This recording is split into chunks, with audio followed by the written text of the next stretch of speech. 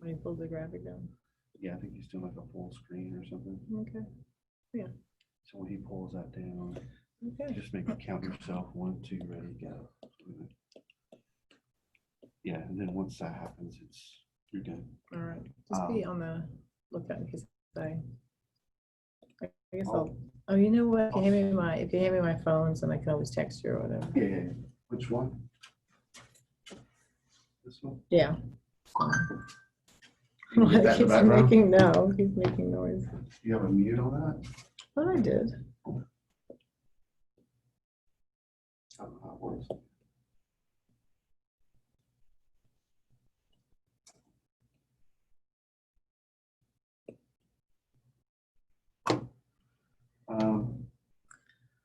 This Put it in the drawer. is Sherry. Is this your work phone? Yeah.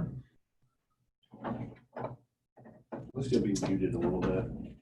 Yeah. That'll be Are fun. you gonna know where it is? Yeah, I'll remember. We're gonna put some stuffing on it. You won't be able to hear. Okay. Oh, you still got a few minutes. Is this one? Yeah. Henning County Chamber of Commerce. Pull it up.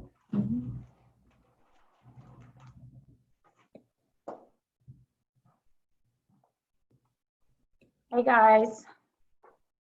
Morning. Good morning. Good morning.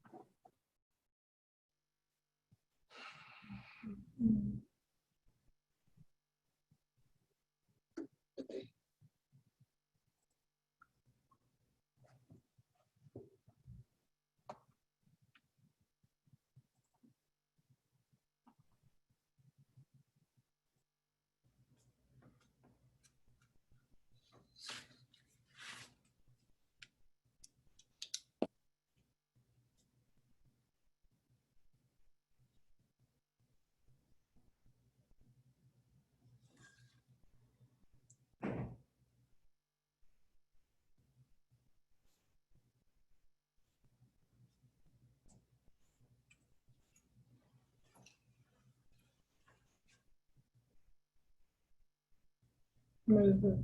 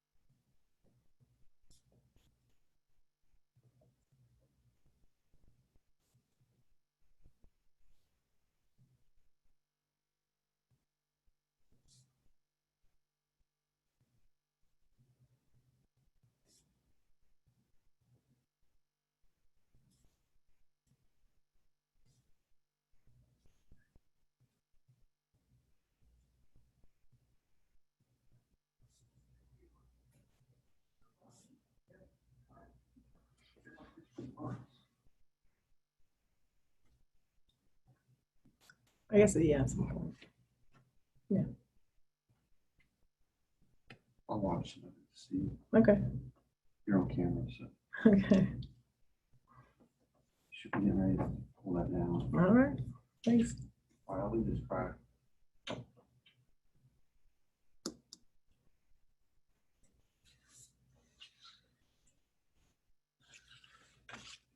Okay. Good morning and welcome to the fourth and final Henry County Stakeholders Forum Summer Town Hall Series to discuss the efforts to move Henry County forward amid this COVID-19 pandemic. I'm your moderator, Melissa Robinson, Communications and Public Information Director for Henry County Government. And this morning we are joined by our featured speaker and panelist, Ms. Sherry Hobson-Matthews. We are also joined by our other panelists, Dr. Mary Elizabeth Davis, Superintendent for Henry County Schools, Josh, Executive Director of the Henry County Development Authority, and Mr. Joseph Henning, President and CEO of the Henry County Chamber of Commerce. And today's topic is moving forward while working together. Where do we go from here? So we will first hear from Sherry, and then each panelist will have an opportunity to weigh in with their own unique perspectives. After which time we'll answer your questions. So without further ado, I would like to introduce Sherry and turn this conversation over to her. Good morning, Sherry. Good morning, and thank you so very much, Melissa. As always, good morning, and again, thank you to the Henry County community and my distinguished panel of colleagues. Again, before I begin, I would like to personally thank Melissa Robinson, who's our County Public Information Officer, for moderating this morning's Stakeholders Forum. And then first and foremost, and maybe last and maybe not last, to give a huge thank you to Joe Henning and the entire chamber staff for your support throughout this entire series. Obviously, this is a very tough job to get all of us in the same place at the same time and to make sure all of our technology is working. But Joe and his entire team, they've done a phenomenal job. So thank you so very much.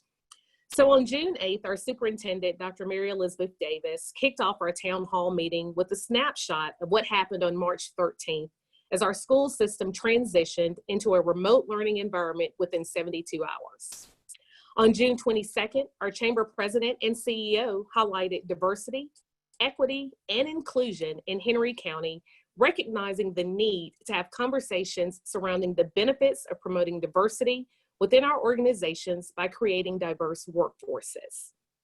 On July 13th, Josh Finn, our Executive Director of the Henry County Development Authority, provided economic development data surrounding the impact of COVID-19 and reminded our local residents to choose Henry.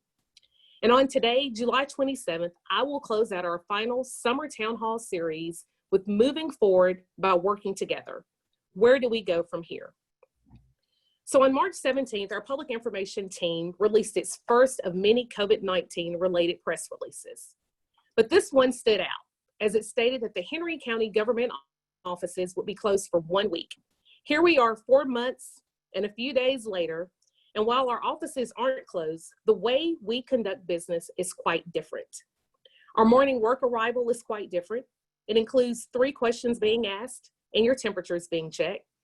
But not only did things change on March 17th, but businesses as usual changed, traffic patterns changed, industries changed, school buildings changed, operations changed, services changed, and guess what? We as leaders changed as well. COVID-19 has changed so many aspects of our work and personal lives. In mid-March, we witnessed the closing of schools, government offices, parks, our recreational facilities, senior centers, libraries, and a host of other county facilities. Within the blink of an eye, we as leaders had to find ways to operate in a new normal.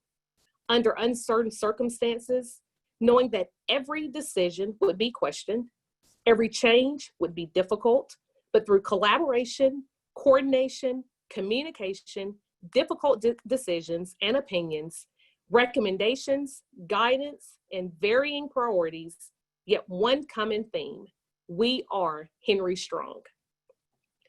As a leader, we have prepared for this one moment in time. The creation of the Henry County Coronavirus Task Force was formed, and we as leaders, stakeholders, and decision makers had to listen, understand, and prepare for the unknown. What would the next few days look like? What would the next month look like? Better yet, what does the rest of the year look like? We engaged our community partners, including the CDC, Governor Kemp's office, the Department of Public Health, the Board of Health, the Board of Education, the Henry County Development Authority, the Chamber of Commerce, Piedmont Henry, business communities, county and city government leadership teams, faith-based community leaders, and community stakeholders like you. Our county government created new ways to maintain essential government services. We implemented telework options, staggered work schedules, modification of some services. We even moved toward virtual meetings to adhere to social distancing. And if nothing else, we learned how to perfect Zoom. This is where we have been. So where are we now? While our COVID numbers have increased, our demand on our emergency management services has also increased. In 1 week, we saw a 60% increase in calls related to COVID. As of July 20th, Henry County had 2,146 confirmed cases, which was an increase of more than 381 new cases from the previous week. And while we are seeing an increase in COVID cases, we are also continuing to explode in population growth as we remain one of the fastest growing in Metro Atlanta throughout this pandemic. Although many communities have been fiscally impacted by these unprecedented times, our county's sales tax growth has remained constant, and we even saw a 3% increase in May collections from the same time last year, and continue to remain in the top 3 in sales tax collections performance in our 10-county region during a pandemic.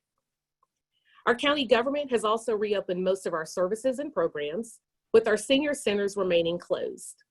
Believe it or not, we hosted our first baseball tournament last week with very strict COVID guidelines. Our transit department has added additional trips to ensure that our residents are able to make medical appointments and other essential appointments, while still ensuring that the safety of our drivers and riders are being met. We are continuing to enforce the need to maintain social distancing within county facilities, which is why we have continued to enhance our facilities with the necessary plexiglass and screenings, as we are continuing to monitor this coronavirus situation closely, given its complexity and the fact that it is a very fluid situation.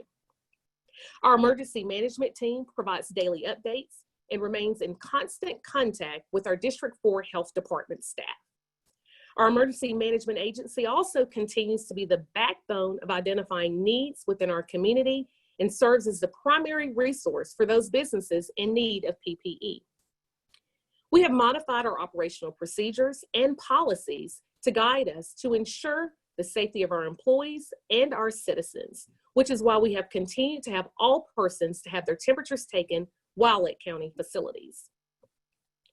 We have also worked to enhance our technology needs to ensure that the public can access services, and we've opened advanced technology opportunities for the public to communicate with our staff without being here in person. But most importantly, we have strengthened our relationships with our city partners, our public officials, and our stakeholders. We are here now because of our commitment, communication, and collaboration. So many of you are wondering, what is next? Where do we go from here? So bear with me, because as I was preparing for this conversation this morning, I was reminded of a song by the late Whitney Houston, written in 1988, entitled "One Moment in Time." The song was written as an anthem for believing in yourself against all odds. And I think we can all agree that we've come up against all odds, but we've done a phenomenal job navigating through this unprecedented time. Houston asked for one moment in time when I'm racing with destiny.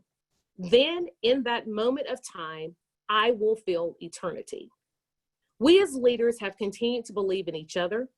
Our community has trusted us to make decisions. While tough and sometimes not supported by everyone, we have held to this one moment in time. I wish that I could tell you that tomorrow everything will go back to the way that we've known it to be. But unfortunately, I can't say that. But what I can say is that the leadership amongst this panel remains committed to moving forward. We remain open to new ideas on navigating through this pandemic, and we recognize the importance of collaboration. This pandemic has brought us out of our respective silos, as we all have so many moving parts that keeps all of our organizations operating effectively. We continue to recognize how dependent we are on each other as we work tirelessly to do what is best for our community, our employees, our businesses, and our students. As we learn more about where this pandemic is headed, we devise ways to navigate a constantly changing situation. We all recognize as a team, we are far better than individually. We are Henry Strong. At this time, I would like to leave some time for our panelists to offer some thoughts and insight. So I will hand it back over to our moderator, Ms. Melissa Robinson. Thank you so much.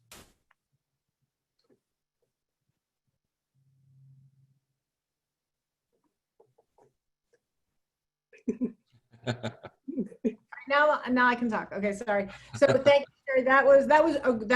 That was a great presentation, and really a very clean timeline on where we've been. It seems like that time just flew by, really. I mean, it's gone so fast. But thank you for that, for those insights. Now I'd like to ask for Dr. Davis, if you could give us your own unique perspective on this topic and what you have to offer to tell people. Yes, thank you, Melissa. It's going to be hard to follow Sherry on that overview, but I do want to underscore that this journey is unique in Henry County because we are uniquely committed to coming together through it.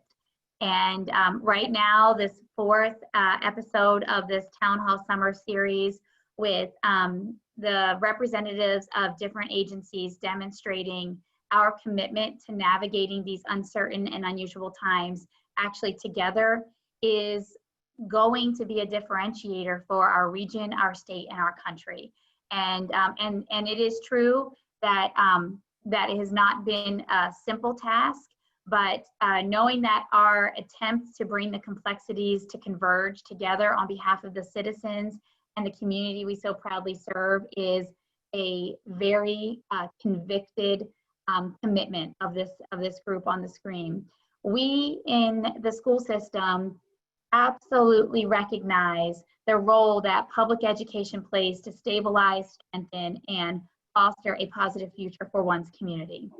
And the gravity of any interruption in school services, how it resonates across an entire community, is not lost in every single decision that is made. But when I think about how do we responsibly advance as a community, we responsibly advance with the information we have today.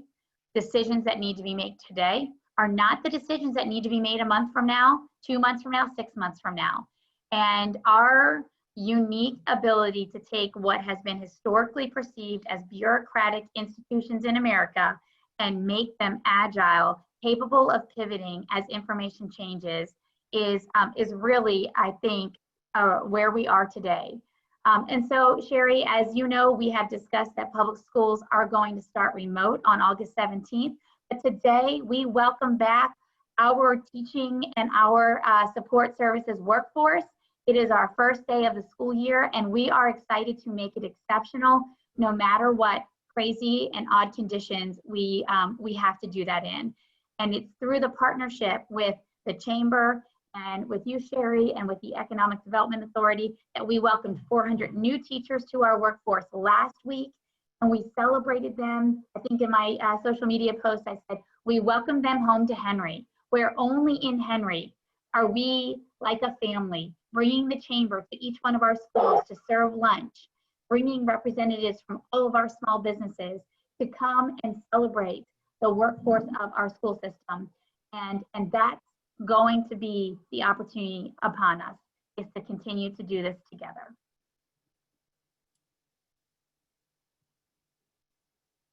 Thank you, Dr. Davis. Thank you so much for that. That's very exciting news to hear that staff has come back today. So that's a great sign for everyone. Let me now ask to have Mr. Josh Fenn weigh in and tell us a little bit about moving forward, working together, and where we're going.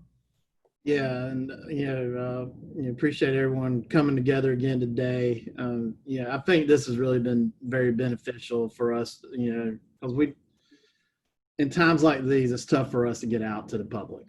That's been one of my frustrations, is I haven't been able to interact with citizens in the community like I would like to, because I'm a people person. And I'm looking forward to that day.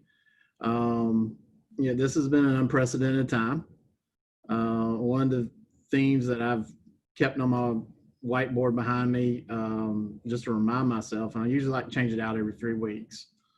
It's a quote. It was something then Labor Commissioner, now CEO of our neighboring county, DeKalb County, Michael Thurman, told me years ago during a situation we were having down in Dodge County when I was working there. Said, stay calm, stay focused, and solutions will present themselves. And we've, took me a while to get that. I was a lot younger back then, but it's paid off. And I think that's one thing that we've done is, we've had some unprecedented times, and, thank goodness we got good partners in the county, the Board of Education, the Chamber, the cities, the Water Authority, our private sector partners as well too. We've got a lot of things done. We have held, good ground economically, considering a lot of communities haven't, through this economic event, not just a pandemic, it's an economic event. There's still things going out there, as we discussed in the last town hall. But that's going to be our theme going forward. We're looking forward to the day that we can get back out there and shaking hands, and that day will come. When we can gather again. We kind of have a running joke between our board and our staff. We're planning some events with our established industry heads and some other things, just kind of celebrate some of our wins from the past year. We haven't had a chance to do that. And we're saying, okay, we're just going to add this. It's going to happen. It's going to happen. So we got to keep faith. We got to keep focused. And there's a lot of negative news out there right now, whether, nationally, world, etc. But we got a lot of positive news.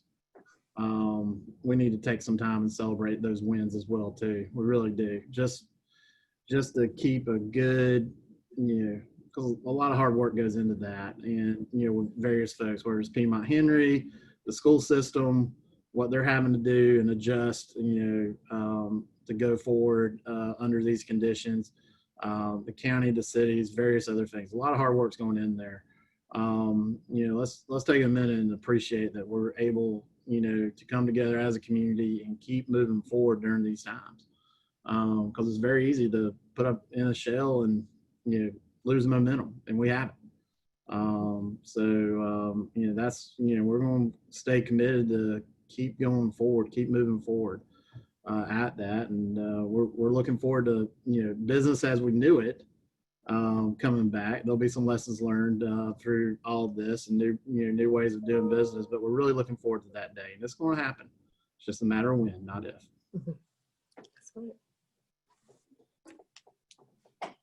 Absolutely. Thank you, Josh. Thank you so much for that. So last but certainly not least, to weigh in with what he may have to tell us is Joseph Henning, President and CEO of the Henry County Chamber of Commerce, who worked so hard with his team to bring this great stakeholders forum to the people. And Joe, if you would want to tell us what you have to tell us, and I know it's going to be very, very important. Well, thank you, Melissa. It's definitely difficult to follow all three of these individuals, and they did have some great pieces to say. So I have my notes. Bear with me as I jump around the cheat sheet that I have. I do want to thank Dr. Davis and her team. We did have a wonderful educator launch last week. It was completely different than anything we've done in the past, but it was a wonderful opportunity to get out and welcome these game changers to the community and see the passion that these 400 individuals are bringing into Henry County, and just the way it spreads throughout the community then from their excitement and their happiness. Dr. Davis, I did want to say to you this morning on the way into the office, I did see a sign, and it made me think of you because a conversation we had probably about a month ago when we were talking, and we said this pandemic has definitely made us feel like we've gone through several years. And the sign said, I am not counting this year in my age because 2020, I didn't get to enjoy it. So I was thinking of you as I came in because I'm like, yeah, I'm going to count it as 10 years for me.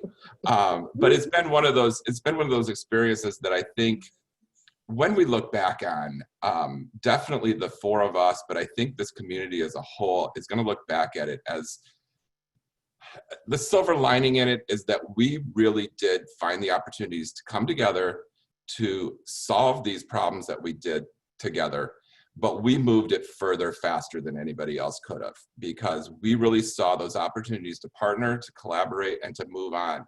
And so, I am excited that you all have joined me over the past couple of months. And while I got credit for it as the host, it certainly was not something that I came up on my own. All four of us had this idea at one point when we were talking, and I know we shared this story before, but I'm just glad to see that it actually came through and we were able to do that. One of them, I believe it might have been Josh, had said, this isn't just a health issue. It definitely is also a social issue, as we've seen play out through communications within our residents, but it's also a psychological issue. And so I do want to make sure that people are aware that there is assistance out there in our community through the public health and other areas, that if you are really struggling psychologically with this, please reach out. It's not something that any of us have ever dealt with. I am fortunate that I've got these great minds on this panel that I can reach out to when I'm struggling through something, but I encourage people to reach out to anybody they can if they're struggling through this. Going forward, in no way is this going to be a finish line that then we can turn and go on to the next race. This is going to be something that we're living with. I'm seeing into 2021, maybe even 2022 in some cases. We're going to continue these forums. We're going to go to a monthly series now, and eventually, you'll probably see these three faces on here with me in the future. But we've got some other great programming that we're set to highlight and announce within our great community. So be watching for those.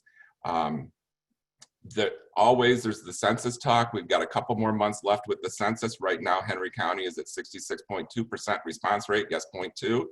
I only give you that 0.2 because that makes us number 9 in the state out of all the counties, and I want to be number 1.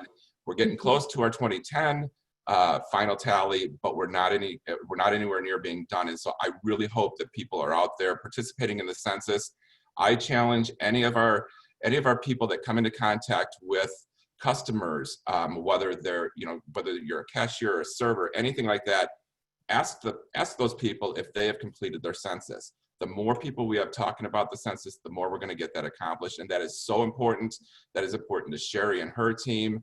From the government standpoint, it is important to Piedmont Henry and what we get for assistance to our healthcare. It is so important to Dr. Davis as well for the growth that we're seeing in this county and what that can do for our game changers that are leading our great minds of the future that someday will have these seats that we're all sitting in. So please do your census. Please, I have gotten, at first it was a little bit of pushback when we started talking about leaving it up to the businesses to require masks in their business. I was out this weekend. Many of those businesses were requiring their masks. I've gotten a lot of support from the messaging that we've done the last couple of months, people saying, thank you, that's what we need to hear. So please wear your mask when you're out in public, and especially if it's not feasible to socially distance.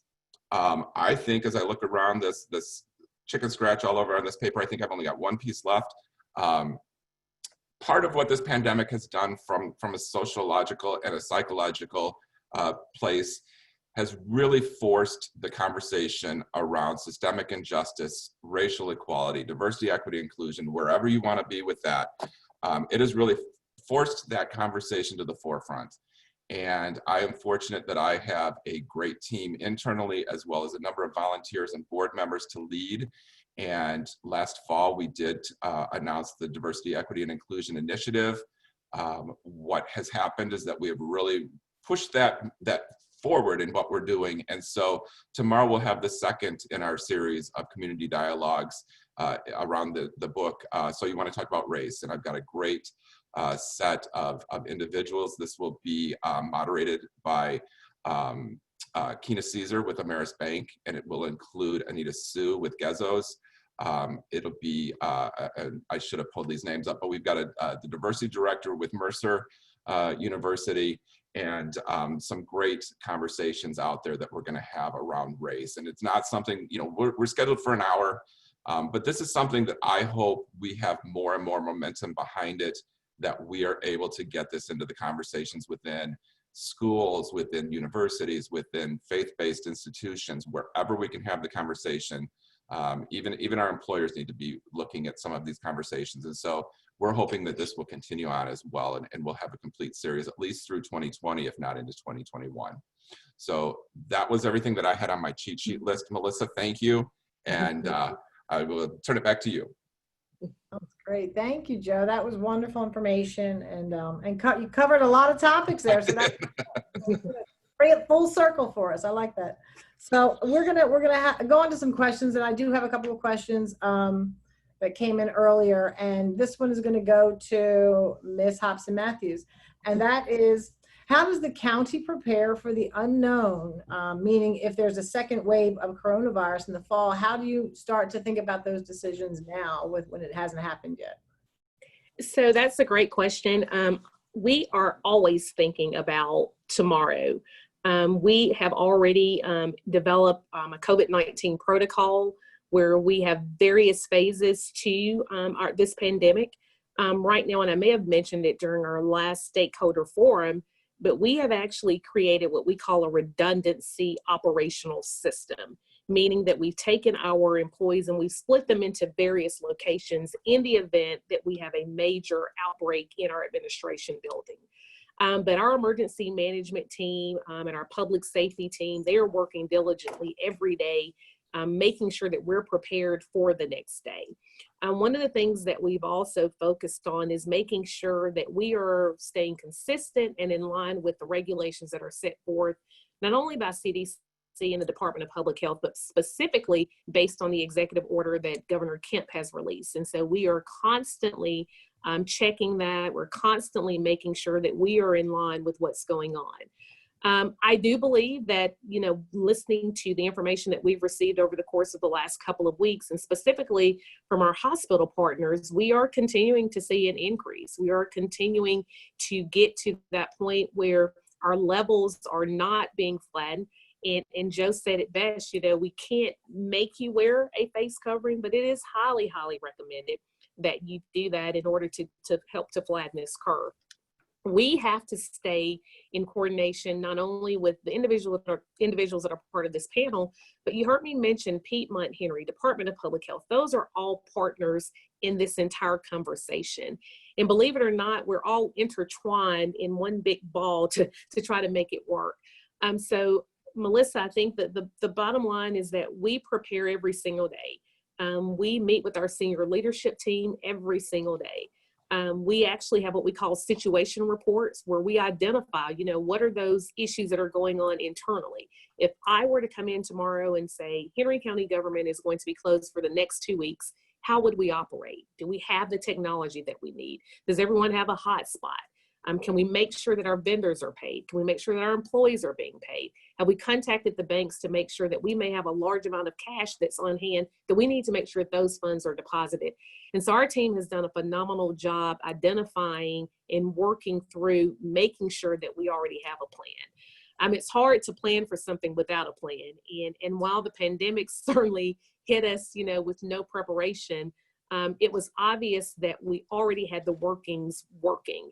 You heard me mention that Dr. Davis mentioned within 72 hours, they were able to take all of our students to a virtual learning environment. That doesn't happen by sitting in a room making a decision in 1 hour. That's from weeks of planning and having contingency plans in place. And so certainly I think that we are definitely prepared for what's to come. I know some of our city partners have already gone back to where the public's not being allowed to come in, and they've gone back to more of a remote environment. And those are things that we've got to talk through and work through, not only at the county level, but again, it goes back to the impact that that's going to have, not only at the county government level, but for everyone that's a part of this call and so or a part of this video. And so that's one of the things that we have to make sure that we're doing is communicating with our partners as well. So I apologize for the long answer to get to the answer, but. No, I think that was a very good answer. And I think it's important that people understand that you're constantly looking towards that next step, that next phase. So to make sure we're prepared. Another question that came in, this is, I'm guessing for Mr. Henning, and I've heard about small business loans for those affected by COVID-19. Are they still available? And what else is in place to help businesses get through this time. Well, thank you, Melissa. Yes, there's the next wave of support federally is still being discussed. There's a lot of back and forth with that on what they want to see. I know that as they try to wrap it all into one package, that's where they're starting to get the difficulty between small business support, not-for-profit support, unemployment benefits, things like that. And so there's a lot of disagreement on different pieces of that. And so that's where the difficulty is moving federally. Locally, again, because we have such a great partnership with the county, there is some community development block grant money available. And there is an online portal that people can apply beginning August 1st. And I apologize that it's another week off, but you got to have everything in place in order to make it right. And so we do have that. That'll be out on togetherforhenry.com as well as on our social media. Businesses can go in there, small businesses can go in there and fill out the information. There is some information requested, such as a W-9, the amounts that they need, how they can, to justify it for within that CBDG cabbage. I'm just going to call it cabbage. Within that cabbage requirements, and some of that is low income minority focus in that. And so I encourage everybody to go out and look togetherforhenry.com. I believe it might be there now, but you can't apply until August 1st. But you can at least get started and see the questions, see what the requirements are, and get that together. It's not technically a first come, first serve, but as soon as that money does run out, then we'll have to wait for the next wave, and there is some more money to come. But at first, I believe we have about $2 million to start distributing throughout Henry County. And so that's definitely going to be a bit of a help. So thank you for that, because I did forget to mention that. While I have the microphone, though, I did get an email from my DEI committee chair who reminded me that I had forgotten a couple names. And so for tomorrow's session led by Kina, there's also Dr. Thomas from the Center for Stress Management that'll be on the call, Dr. Booker from Mercer, and Anita Sue from Gezos. So it's definitely going to be a wonderful, well-rounded conversation, and I hope people will turn in for that.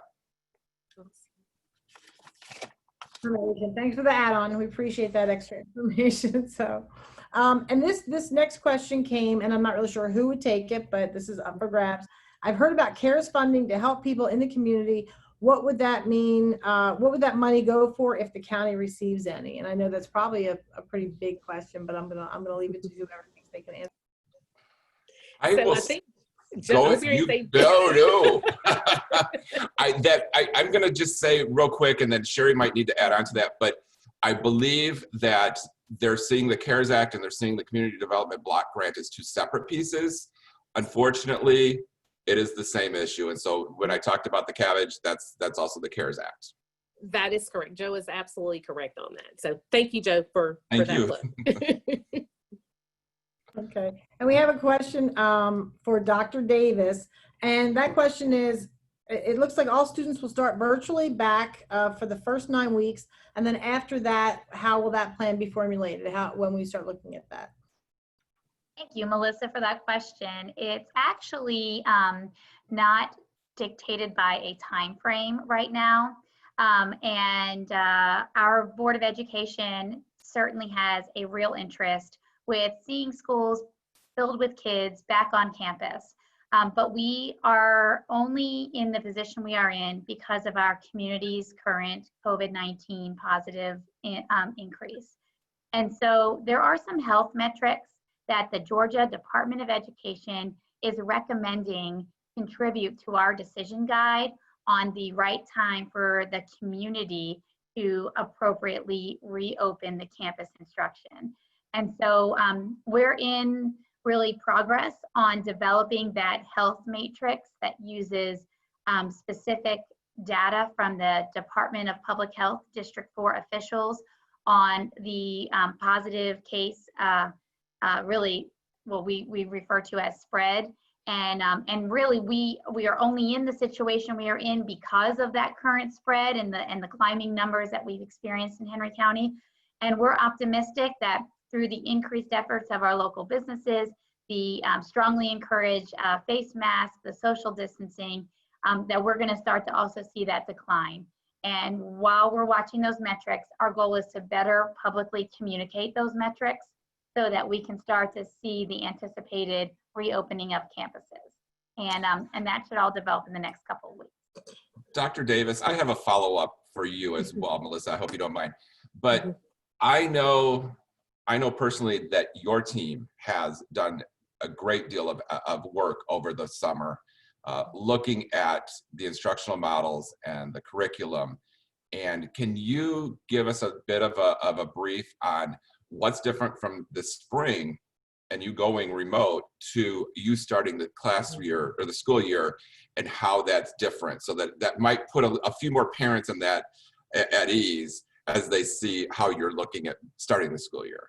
Yeah, that's definitely an important footnote to this conversation. So transitioning to remote learning in the spring was really nearing the end of our instructional year. We were actually nearly done the new standards for each grade level, particularly in our K through 8 grade levels.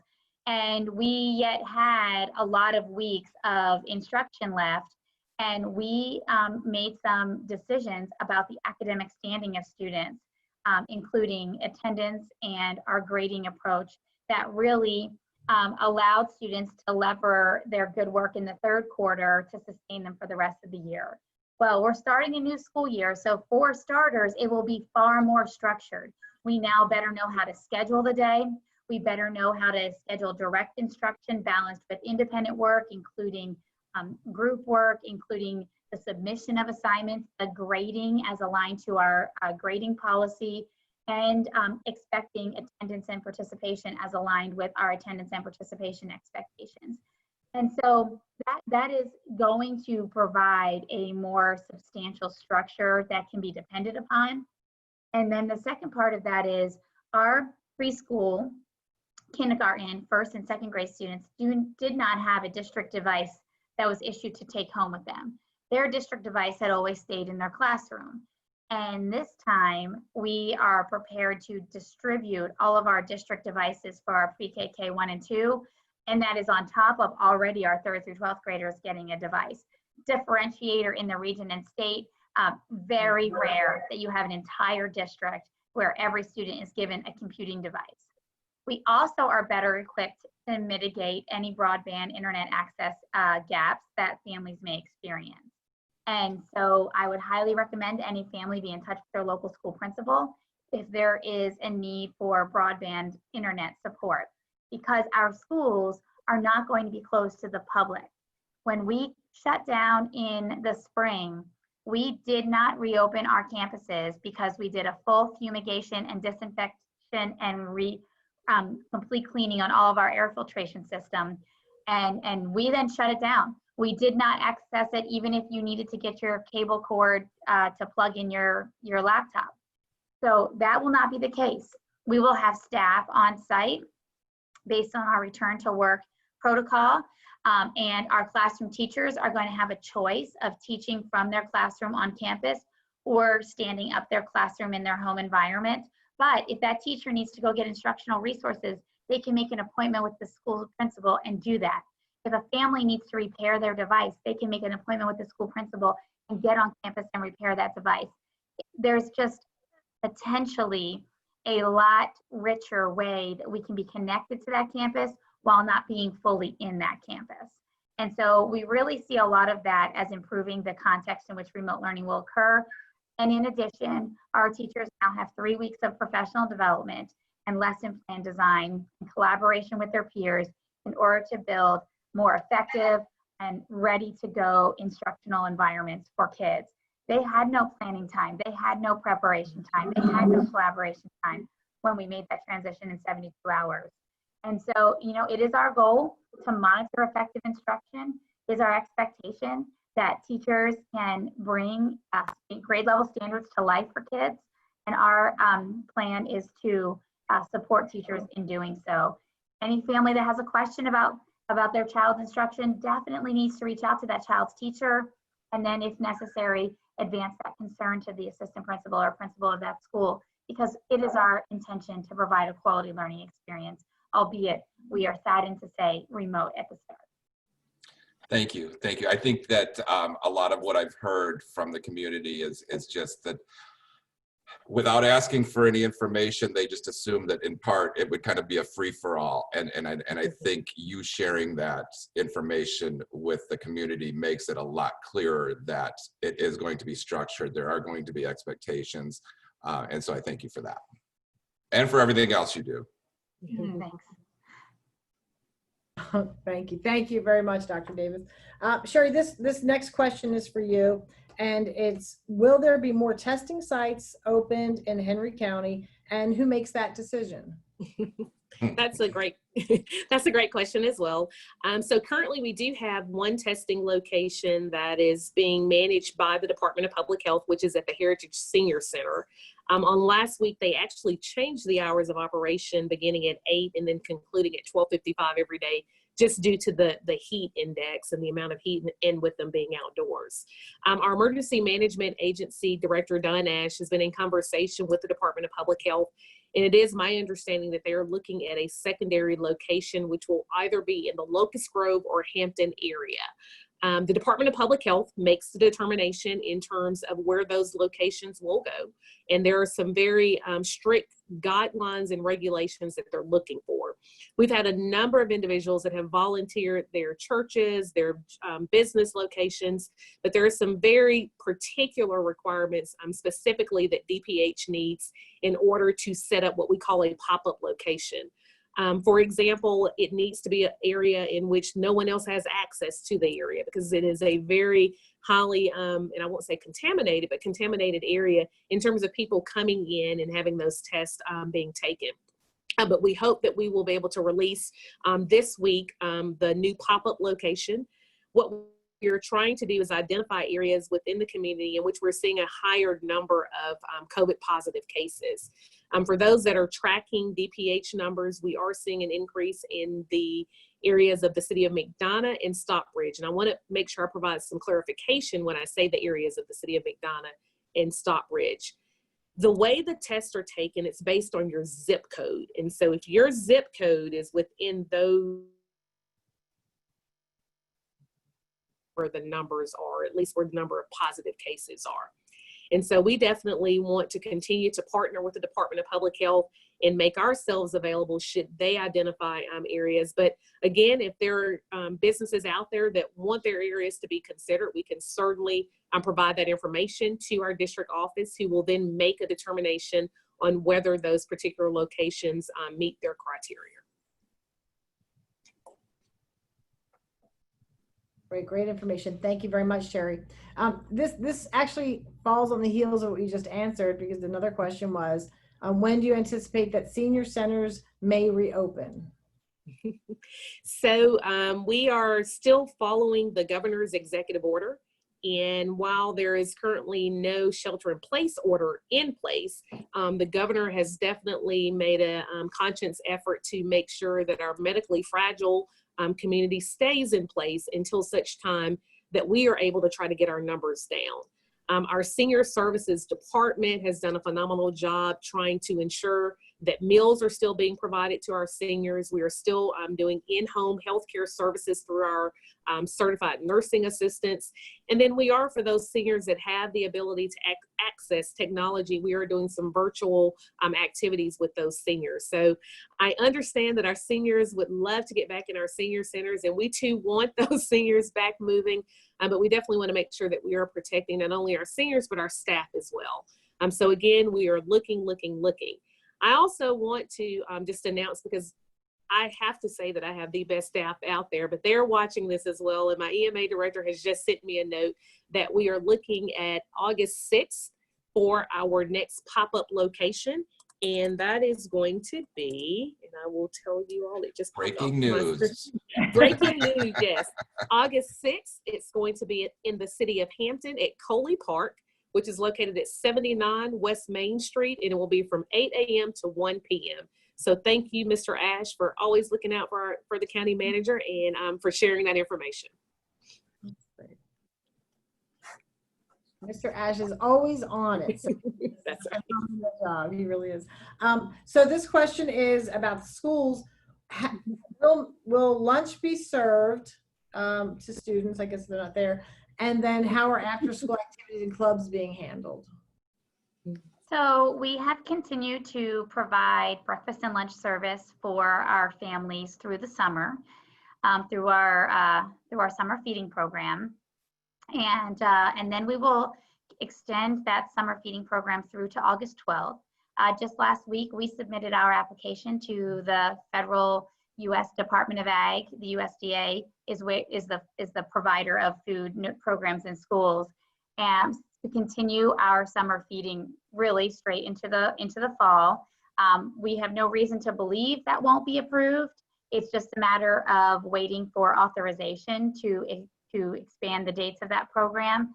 And so we're really in the process of gearing up for it, but we really have to wait for the USDA to give us authorization to serve food. And for those listeners who may not have experienced that feeding program, we've had our school sites serve as curbside pickup locations. And we have served hundreds of thousands of meals. But every Wednesday, families can go to one of those 6 sites. They can receive 10 meals for any child in the car. And that's 5 breakfasts and 5 lunches.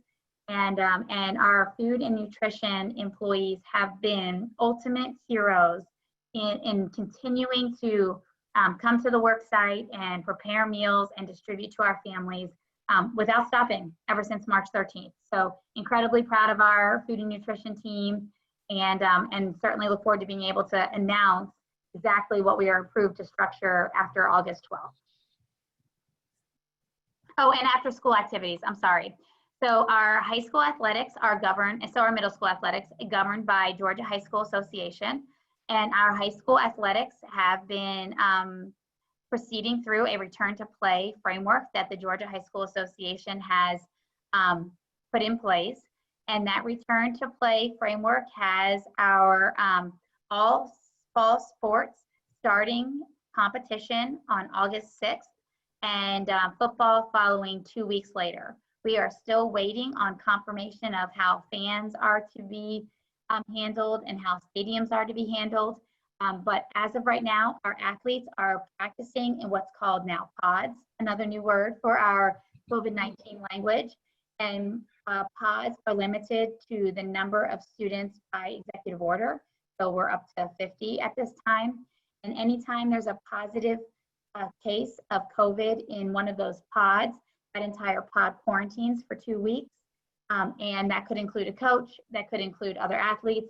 Some of our schools, or the scope of the sport, does not attract 50 students simultaneously. They've been able to keep those pods at smaller numbers, but still any positive case, the student and anyone who's had prolonged exposure to that student would be notified, and they then enter into the Department of Public Health quarantine process, and then we have a return to the field process that we follow from there.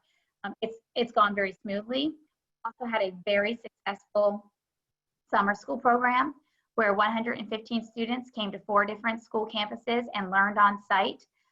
We believe that there is an opportunity to safely and responsibly reopen our campuses, but when you do try to scale that to 50 schools with 43,000 children, 6,000 employees, there are complexities to the positive COVID-19 protocol that are very cumbersome at scale, and I'm sure every other employer who's listening understands that. And so really, I think given the spread rate being substantial in our district right now, in our community right now, coupled with how the positive protocol needs to be facilitated, because when we run a positive protocol, it affects adults who therefore can't supervise children, which we can't run a school that way. So we're really working through some of those finer points, but we have done so in small scope, and we are walking ourselves towards how you do that at scale. Great information. And I imagine any updated information can be found on the school's website. Is that fair to say? That's right. Our school website, our district website, is really a one-stop shop for information. But I really cannot emphasize enough that every day there is so much new information in this. We've been doing this for the 5 months that Sherry pointed out to us. It doesn't mean the rapid pace of information is less dynamic. And so not only is our website a great source to find current information, but now that we've returned our employees, some to the work site, some to work but remotely. We will also have more ways that we'll be able to cater to communication that is more unique to a local school or a local grade or an individual classroom. And all of that is just, that's the season we're in. And in the next 2-3 weeks, you're going to start to see a lot more from your teacher and your specialist and your school principal. And I guess for all of our leaders, there you have your websites. Sherry, I know that we have a very verbose website with lots of information, and we're getting that out as quickly as we can. Is that fair to say? Yes, that is absolutely, and I agree. I know the Chamber, Board of Education, and the Development Authority all have very robust websites, and I agree with Dr. Davis. This is a very, very fluid situation in that we may put out a protocol at 9 a.m. and by 2 p.m. it may be a totally different protocol. And so I certainly appreciate not only our leadership, but those that work with us to understand that this is changing every moment. And, the recommendation, the guidance, how you quarantine, if you come into, impact with, or if you come into contact with someone, what should you do and what should you not do? And so I agree, this is definitely a very changing process. But I want to go back to the moving forward, because this morning we have talked about a lot of things outside of the COVID in terms of we haven't allowed COVID to just hold us stagnant as a community. It is amazing that we have 400 new teachers that are now calling Henry County home. In the middle of a pandemic, 400 new teachers. We have economic development announcements that I know Josh is pushing at the bit to announce a lot of great things. This morning, some great things. So I'm excited about that. And we have businesses that are still operating here in the county, and they've learned how to change how they're doing things. Curbside for me is a wonderful thing now. I did not realize how much I would love it, but it is amazing placing that online order, pulling up and someone coming out, bringing my food to me, and I'm able to go home and relax. And so it speaks volumes to not only the leadership, but to the teams that we have that have been willing to adjust to what's going on.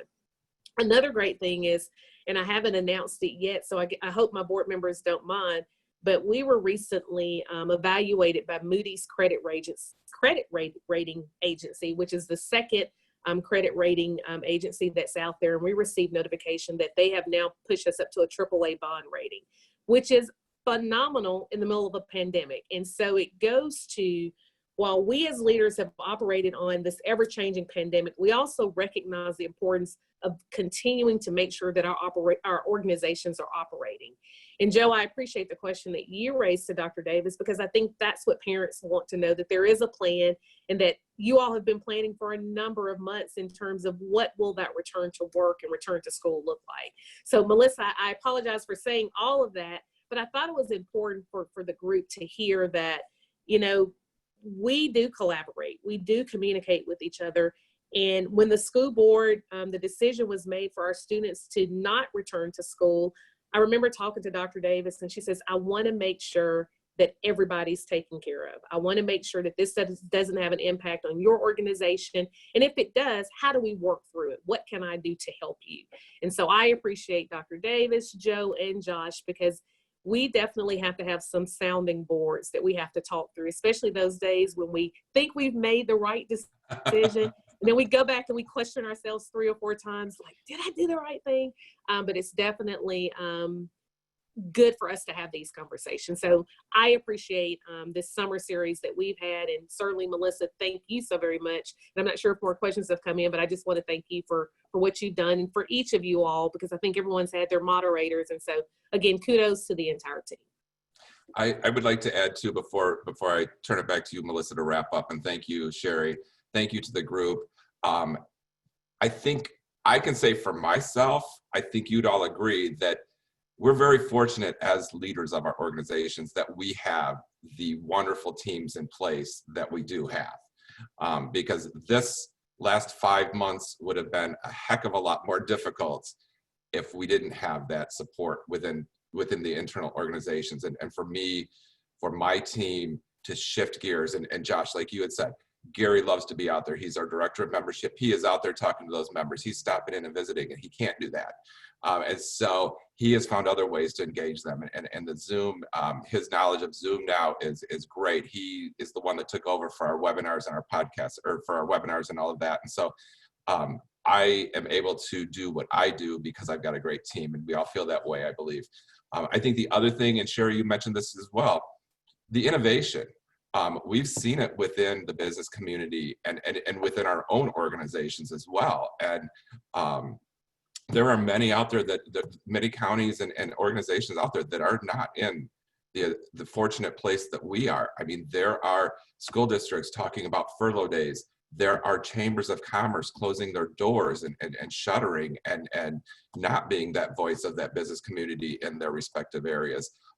There are economic development organizations that aren't getting phone calls and check-ins. And I know for a fact that Josh and Leah and all of them over there are constantly doing virtual meetings with individuals or parking lot meetings, I believe you had talked about last time. And I know, Sherry, you guys, yes, Don is a great guy out there. He is out there with the information. He's got his finger on every pulse. And so that is helping all of us to get through this, because we've got a great person in that responsible role. So, I can't thank you all enough for making the time this summer to make sure that these go off. Each one of you took a session and coordinated it, got your moderator, worked it through with us. And I thank you all for that. I think that they were great topics. I think that they were definitely what the community wanted to hear and what they needed to hear. And so the fact that we've been able to maintain these audiences and maintain this interest is just a wonderful, wonderful testament for us about the county's community that we all are part of. And so I thank you all for that. I will be in touch, because I'm sure I'm going to be dragging you back into one of these forums as we go forward in the year. But Dr. Davis, congratulations to you and to your group, because I know today is a big day and I am so excited. And I know that you have had many a difficult decision, probably much more than any of us have ever had to make. So congratulations to you and your team. And I know this is going to be a great school year, because we're all there to support you as well. Thank you, Joe. I really appreciate you saying that, and appreciate being a part of this good team in this amazing community. Thank you.